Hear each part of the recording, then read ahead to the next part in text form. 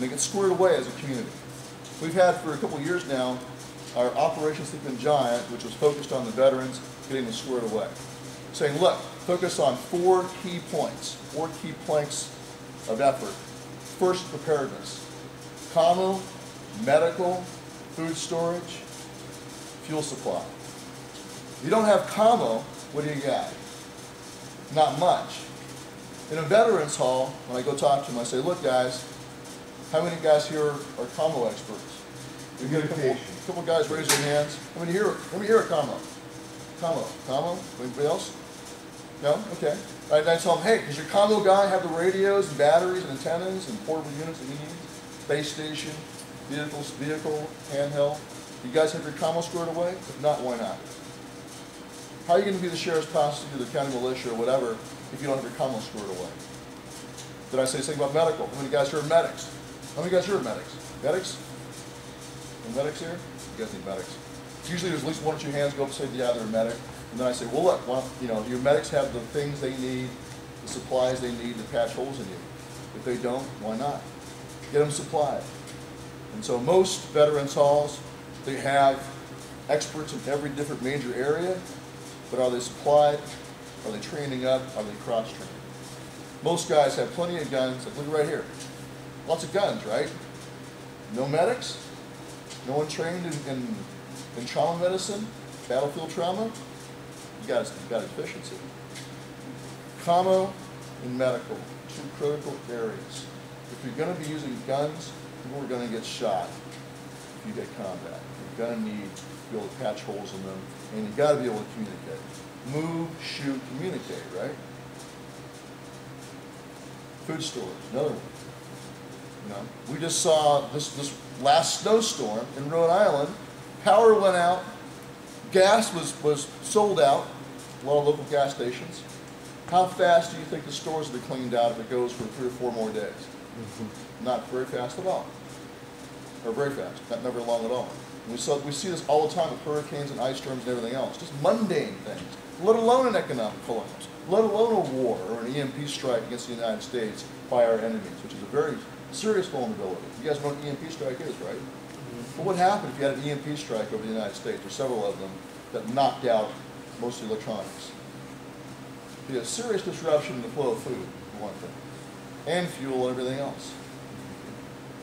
It's critical that you guys, this is not even talking about the domestic things of the Constitution, creating or worsening a crisis.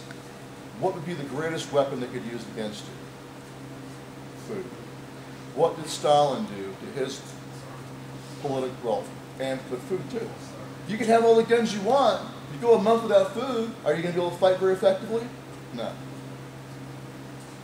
Okay. So serious deficiency.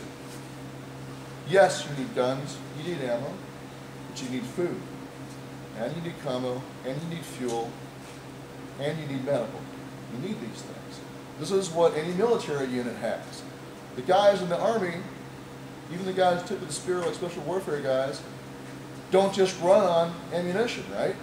They got to have food for them and their weapons. And they got to have commo, and they got to have logistics, they got to have fuel, they got to have transport, all that stuff. Same goes for a police force.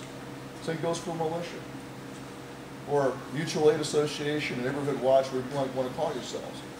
These are things you just need. So, preparedness. Second one is security. In the security realm, you can do official things like a sheriff posse. I think it's critical that you go do that if you can. Your police reserve, your police auxiliary, volunteer police auxiliaries exist across the country. If you don't have one in your community, start one. Be willing to step up and volunteer your time. Your volunteer fire departments.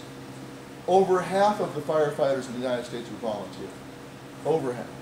I served as one when I was in Montana because I practiced what I preach. Even though I was a lawyer when I first got there too, I went ahead and volunteered for the fire department. And the other lawyers were like, what are you doing? You ain't got time for that. I said, sure I do. So yeah, the radio would go off in the middle of the night. It sucked to get up at 4 o'clock in the morning and some radio goes off in my bedroom and I have to get dressed real fast and go respond to an accident on the highway. But it's my friggin' duty. Take that duty upon yourselves. Search and rescue is another critical one and a very useful unit within your community. You can go do search and rescue. What are you really doing when you're doing search and rescue? You're doing land nav. You're learning how to navigate rough terrain. You're learning how to use radios in rough terrain. What are you really doing? Okay? It's a long ways towards being effective at patrolling if you need to. And it's also just a good thing to do for your community anyway. So build up and strengthen what already exists. Go join what already exists. If you don't have that kind of capacity in your town, create it. Create a police auxiliary. If you get a sheriff to make a posse, great. Do it.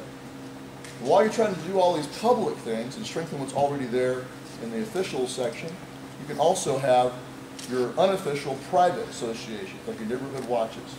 Also very important. Nothing stops you right now from starting a neighborhood watch. Nothing. Even if you have a silly town council that won't do the right thing, or a slip and switch sheriff or police chief, so what? You go do a neighborhood watch. Nothing stops you as a association of gun owners from starting a mutual aid association among yourselves, getting your radios. How many guys have ham radios right now? There's 2 or 3, 4. You all should have in your trucks and the handhelds. Be able to communicate. What if the cell phone system went down right now? What if it shut down? What if the internet was shut down? It can happen.